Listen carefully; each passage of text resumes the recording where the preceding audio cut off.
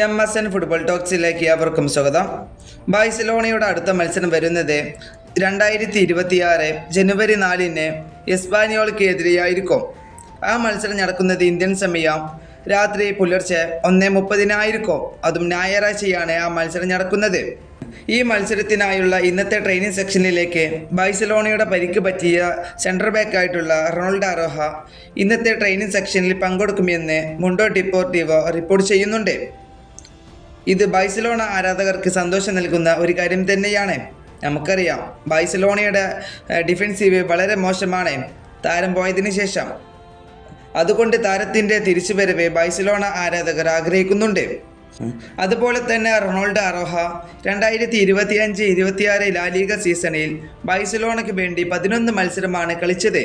ഇതിൽ നിന്നും 2 ഗോളും താരം നേടിയിട്ടുണ്ട്. അതുപോലെ തന്നെ 7 മത്സരങ്ങൾ താരം സ്റ്റാർട്ടിംഗ് 11-ൽ കളിച്ചിട്ടുമുണ്ട്. അതുപോലെ തന്നെ 7 മത്സരങ്ങൾ താരത്തിന് പരിക്ക് കാരണം നഷ്ടപ്പെട്ടിട്ടുമുണ്ട്. താരത്തിൻ്റെ ഈ തിരിച്ചുവരവ് ഇത് ആരാധകർ പ്രതീക്ഷിക്കുന്നത് വളരെ ആവേശത്തിലാണ്.